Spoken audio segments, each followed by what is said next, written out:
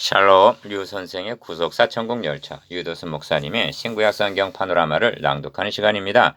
지금은 로마서 파노라마 139번째 시간, 셋째 단원 14장 13절에서 23절 너의 믿음을 가지고 있으라.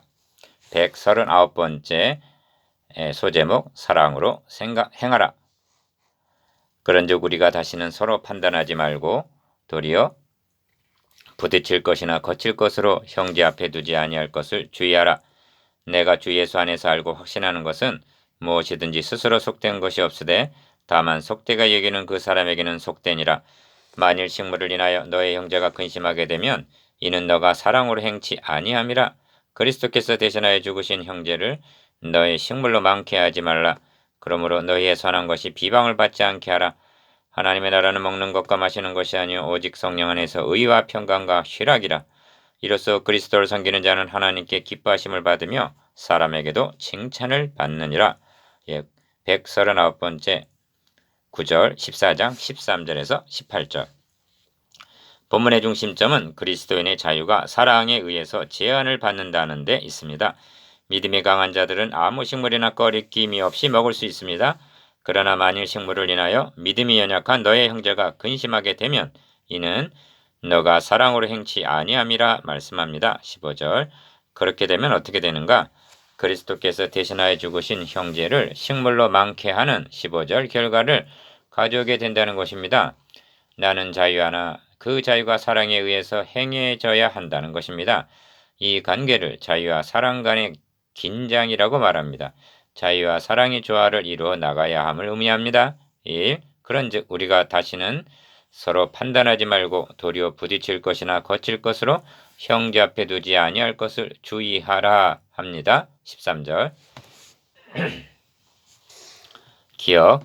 이는 크게 두 마디로 되어 있는데 첫째는 그런즉 우리가 다시는 서로 판단하지 말고 합니다. 13절 상반절. 이제까지는 혹 서로 판단하고 비난했다 하더라도 다시는 그렇게 하지 말라고 다짐합니다. 그런데 판단은 말로 하는 것입니다. 그러나 입으로 판단하지 않는 것만으로는 부족하다는 것입니다. 네.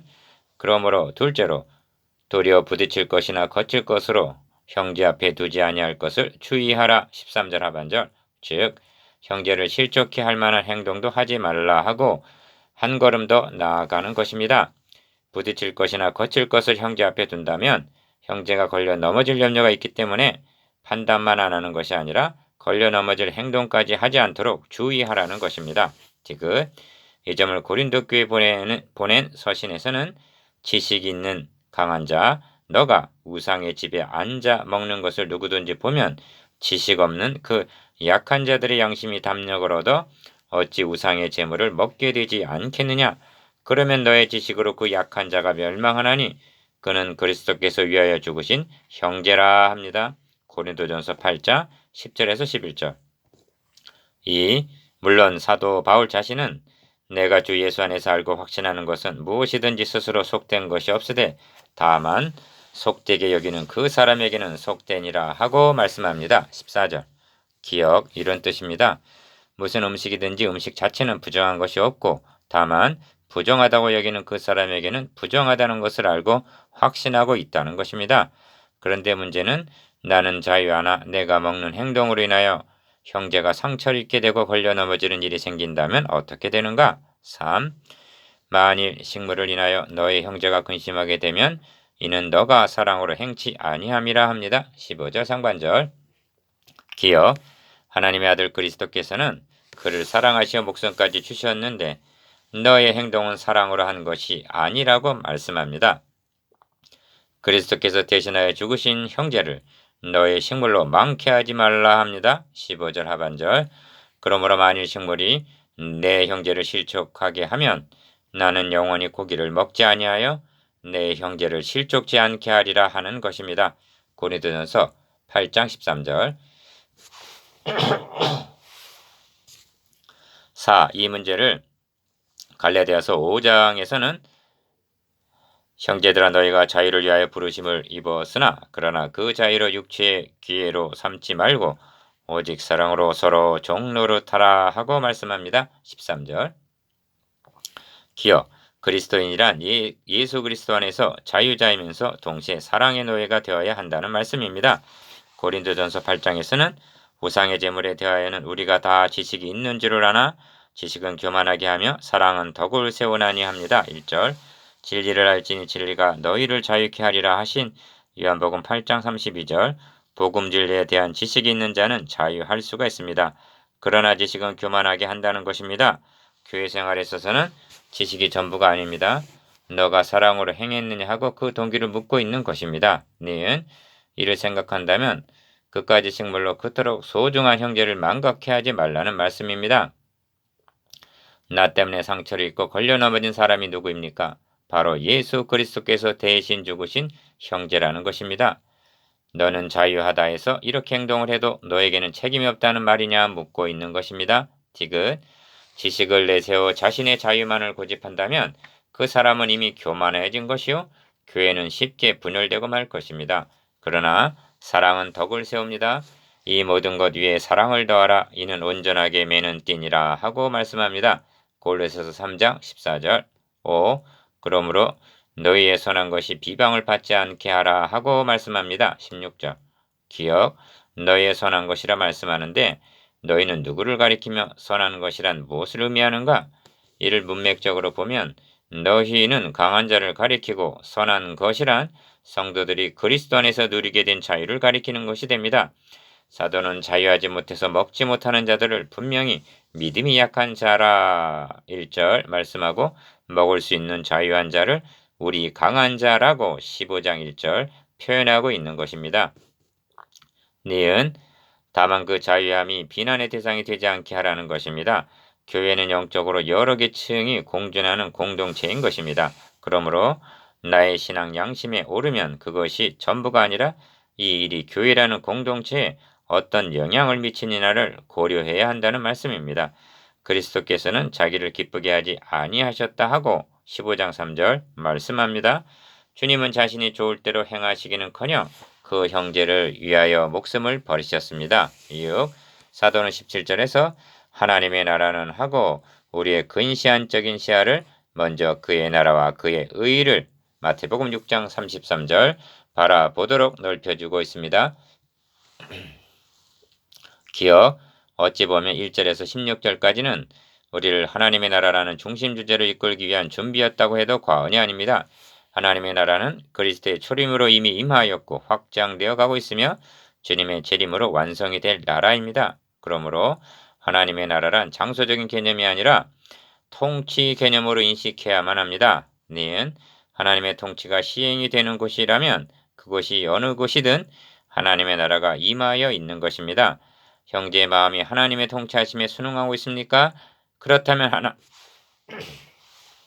하나님의 나라가 여러분의 마음속에 임하여 있는 것입니다.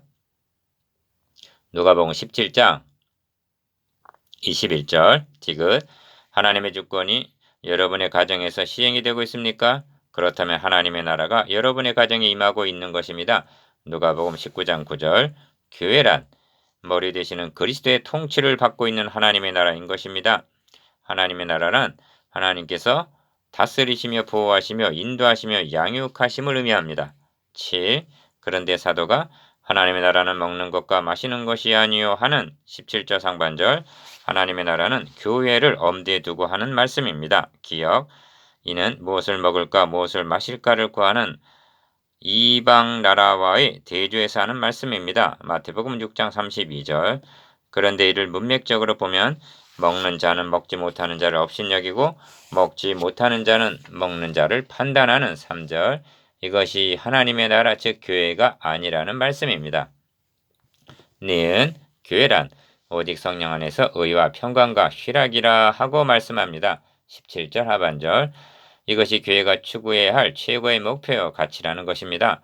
그런데 성령 안에서 하는 것은 이는 인간의 힘으로 되는 것이 아니라 너희와 함께 거하시며 또 너희 속에 계시겠음이라 한 요한복음 14장 17절 성령 안에서만이 가능해진다는 점을 드러내기 위해서입니다. 첫째로 꼽은 의란 하나님과의 교제가 바른 관계로 회복되었음을 의미합니다. 평강이란 하나님과의 관계가 회복된 자들이 누리게 된 평화요. 다 희락은 구원 얻은 성도들이 맛보게 되는 내적인 기쁨을 말합니다. 디귿 이렇게 적용시킬 수도 있습니다. 하나님과의 관계에는 의가 있고 형제와의 관계에는 화평이 있으며 자기 자신과의 관계에는 기쁨이 있다면 그것이 곧 하나님의 나라라는 말씀입니다. 8. 이것이 하나님의 나라 곧 교회인데 이러한 공동체 안에서 서로 판단하고 업신여기는 행위는 용납될 수가 없다는 말씀입니다. 기억. 그러므로 먹을 수 있느냐 먹을 수 없느냐 하는 대수롭지 않은 것들로 왈가왈부할 것이 아니라 너희 가운데 의가 있느냐 평강이 있느냐 희락이 있느냐 하고 묻고 있는 것입니다. 사도는 교회가 추구해야 할 최고의 목표가 무엇이며 우선순위를 어디에 두어야 하는가를 일깨워주고 있는 것입니다. 니은 이 말씀은 먹는 것, 나를 지키는 문제 등으로 갈등하고 있던 로마 형제들을 부끄럽게 만들었을 것입니다. 보다 더 현대교회로 하여금 머리를 들 수 없게 만듭니다. 무엇을 먹을까, 무엇을 마실까 아래만 내려다보면서 판단하고 업신여기던 우리들의 눈을 위로 향하게 해주고 있습니다. 9. 이로써 그리스도를 섬기는 자는 하나님께 기뻐하심을 받으며 사람에게도 칭찬을 받느니라 합니다. 18절 기억 이렇게 그리스도를 섬기는 자는 하나님을 기쁘시게 해드릴 뿐만 아니라 사람들에게도 칭찬을 받는다는 말씀입니다. 목회에서 시내는 집사의 자격으로 또한 외인에게서도 선한 증거를 얻은 자라야 할지니 하는 조항이 있습니다. 디모데전서 3장 7절 이웃이나 직장에서 지탄을 받으면서도 하나님을 기쁘시게 해드리고 있다고 착각할 수도 있습니다. 교회 내에서 불화하게 하고 자신 속에는 희락이 없으면서도 하나님과의 관계에 아무 문제가 없는 줄로 여길 수도 있습니다. 니은 하나님의 나라가 임한 곳에는 의와 평강과 희락이 있다고 말씀합니다. 그리고 15절에 나오는 사랑이 있습니다. 그런즉 우리가 다시는 서로 판단하지 말고 도리어 부딪힐 것이나 거칠 것으로 형제 앞에 두지 아니할 것을 주의해야만 합니다. 13절 왜냐하면 이것은 하나님의 나라를 파괴하려는 20절 행위이기 때문입니다. 그렇게 하기 위해서는 사랑으로 행해야 한다는 말씀입니다. 묵상해 봅시다. 1. 부딪힐 것, 거칠 것을 형제 앞에 두지 않도록 주의하라는 의미에 대해서 2. 자유와 사랑의 긴장관계에 대해서 3. 하나님 나라의 요소에 대해서 설명해 보십시오.